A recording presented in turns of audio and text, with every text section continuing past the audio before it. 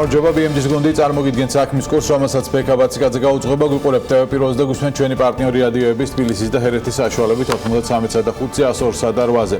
რუსეთსა და საქართველოს შორის პირდაპირ ავიამიმოსვლა შესაძლოა ისევ აღდგეს ინფორმაციას რუსეთის საგარეო საქმეთა სამინისტროს წყაროზე დაყრდნობით გამოცემა კომერსანტი ავრცელებს. რუსული გაზეთი წერს, რომ მოსკოვი რუსეთის პრეზიდენტის მისამართი ჟურნალისტის უცენზურო გამონათქვამებზე ოფიციალური თბილისის რეაქციამ დააკმაყოფილა. მისივე ცნობით თუ რუსოფობია საქართველოს შეწყდება, ხელისუფლება კი თანმიმდევრული იქნება, არ არის გამორიცხული ავიამიმოსვლის განახლების თაობაზე რუსეთმა მიიღოს გადაწყვეტილება.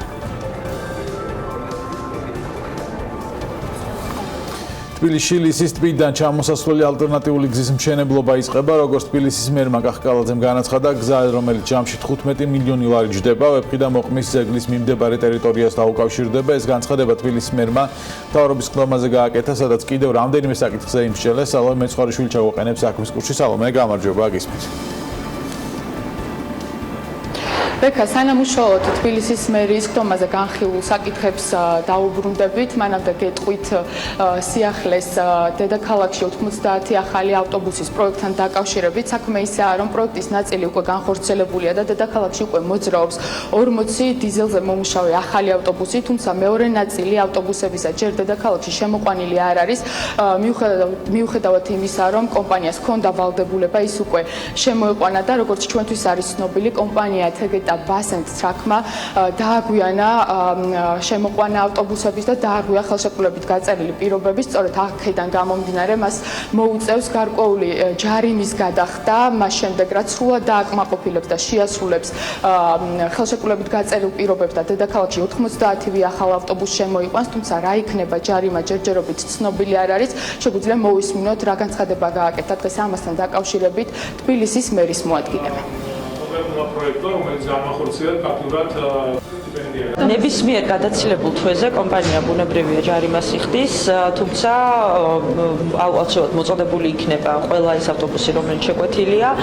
იცით, რომ ავტობუსებთან დაკავშირებით ძალიან დიდი გეგმები გვაქვს. შეიძლება იყოს შეყოვნება კომპანიის მხრიდან როგორც მოწოდების, ასევე რაღაც გარკვეული დამზადების თვალსაზრისით. მოგეხსენებათ, მთელ მსოფლიოში ყოველდღიურად ხდება ავტობუსების შეკვეთა და ხშირად მომწოდებლები ვერ ასწრებენ თავის დროზე, თუმცა გაწმუნებთ, რომ სამწუხაროდ გვიწევს დაჯარიმება მომწოდებელი კომპანიის, მაგრამ საბოლოო ჯამში სატრანსპორტო, ასე ვთქვათ, ერთიანი სქემის გაშვება არ დაგვიანდება. თავარია, რომ პარალელურად მიმდინარეობს როგორც ავტობუსების შეძენა, ასევე სატრანსპორტო მოძრაობის სქემების დაგეგმარება და პირველი ნათელი მაგალითი ჩვენ კოსტავაზე გვაქვს, თუმცა პირველთვალნათელი იქნება ჭავჭავაძეზე.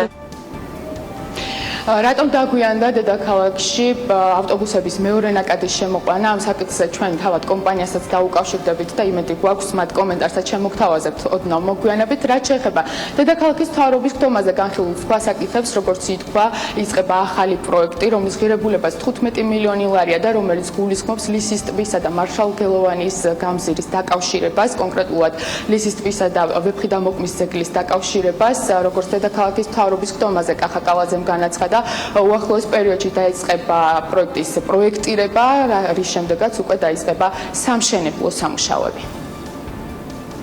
ტერიტორიაზე ძალიან ბევრი ადამიანი ცხოვრობს, საკმაოდ დატვირთულია ეს გზა და გვინდა რომ ლისიდან ჩამოსასვლელი კიდევ ერთი ახალი პროექტი გაჩნდეს და განვახორციელოთ დედაქალაქში, რომელიც ვეფხი და მოყმის მიმდებარე ტერიტორიას დაუკავშირდება. საკმაოდ მასშტაბური პროექტია, დაახლოებით 15 მილიონი ჯდება მისი განხორციელება. ჩვენ უკვე მომდევნო დღეების განმავლობაში ვიწყებთ სამუშაოებს. პირველი რაც გაკეთდება, ეს არის პროექტი, უნდა იქნეს წარმოდგენილი 2 კვირის განმავლობაში და შესაბამისად უშუალოდ დავიწყებთ სამუშაოების განხორციელებას.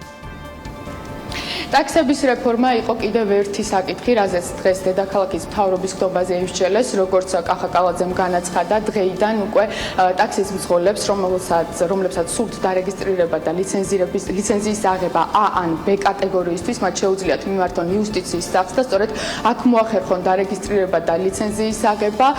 კახაკალაძის თქმითვე 10 აგვისტომდე მოხდება ვაუჩერების გაცემა ლიცენზირებული ტაქსის მძღოლებისთვის, რითიც მათ შეეძლებათ ფინწმენდის ვაუჩერების მიღება ან თავიანთი ავტომობილების თეთრად გადაღების ან თეთრი ფერის გადაკვრის ვაუჩერების მიღება, ხოლო ამ ვაუჩერების განახლება ტაქსის მძღოლებს შეეძლებათ მიმდინარე წლის 1 ოქტომბრამდე.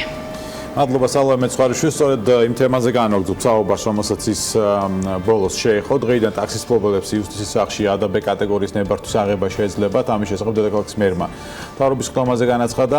მისივე თქმით, იუსტიციის სახლში გამოყოფილ იქნება სივრცე, სადაც ტაქსის ნებართვის მფლობელები ისარგებლებენ სპეციალური მომსახურებით. რა სერვისს მიაწვდის დაინტერესებულ პირებს იუსტიციის სახლი? სოსო გიორკაძე იუსტიციის სახლის აღმასრულებელი დირექტორი გვეტყვის დეტალებს. გამარჯობა სოსო, მადლობა რომ ხართ ჩვენი გადაცემის სტუმარი. დასაწყისში რომ გითხრათ რა სერვისს მიიღებენ ტაქსის მძღოლები იუსტიციის სახლში, ეს შეეხება მხოლოდ A და B კატეგორიის კატეგორიზაციას თუ მათ შორის რეგისტრაციასაც. გამარჯობა, მადლობა მოწვევისთვის.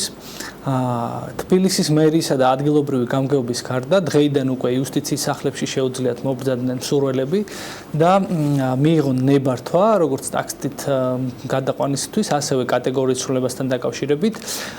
მნიშვნელოვანია, როგორც თქვენ აღნიშნეთ, ის რომ არა მხოლოდ კატეგორიის ცვლილება, არამედ საქართველოს მოქალაქეებს და არა მხოლოდ საქართველოს მოქალაქეებს, ვისაც სურვილი აქვს რომ მიიღოს ნებართვა, შეუძლიათ განაცხადი წარმოადგინონ იუსტიციის სახლში, ასევე წარმოადგინონ როგორც უკვე აღნიშნეთ კატეგორიის ცვლილებასთან დაკავშირებით. ასევე მნიშვნელოვანია, რომ მათ აუცილებლად დაჭირდებათ პირადობის ელექტრონული მოწმობა, იმისათვის რომ გააკეთონ შესაბამისი განაცხადი, ასევე ელექტრონული ხელმოწერისთვის საჭირო კოდები, თუ კოდები დაკარგეს თან დაავიწყდათ, მათ იქვე იუსტიციის სახლში მოემსახურებით და აღუდგენთ დაკარგულ კოდებს.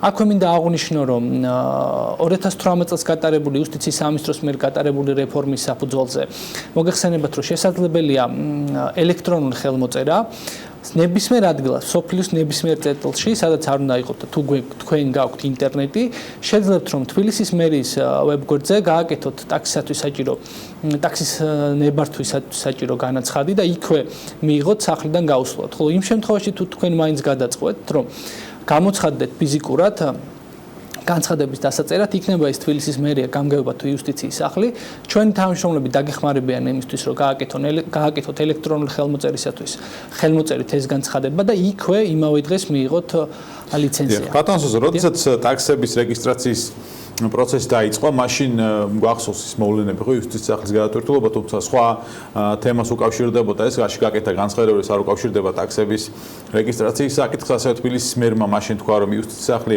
არ იყო ამ პროექტში ჩართული. რატომ გადაწყვიტეთ ახლა ამ პროექტში ჩართვა?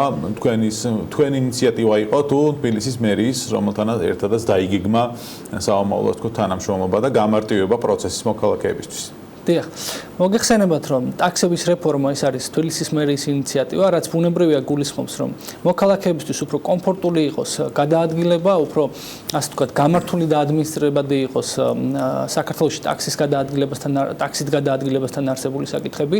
ასევე იცით, რომ იუსტიციის სახლი საქართველოში ეს არის ერთ-ერთი საუკეთესო სივრცე, სადაც ადამიანები სახელმწიფო სერვისებს იღებენ ძალიან კომფორტულ გარემოში და ძალიან სწრაფად. სწორედ ეს გახდა იმის საფუძველი, რომ თბილისის მერიასთან ერთად იუსტიციის სახლმა გადაწყვიტა, რომ ამ რეფორმისთვის ამ ფორმით დაეჭირა მხარი და შესაბამისად ჩვენ იმ საქართველოს მოქალაქეებს და ასევე სხვა ქვეყნის მოქალაქეებს, რომლებსაც აქვთ უფლება რომ მიიღონ ეს ნებართვა, მოემსახურებით ძალიან კომფორტულ გარემოში. რაც შეეხება რიგების საკითხს, ყველა ვისაც უწევს იუსტიციის სახლში მოსვლა ნებისმიერ დროს მაინც ის რომ მომსახურება ხდება ძალიან სწრაფად და კომფორტულად.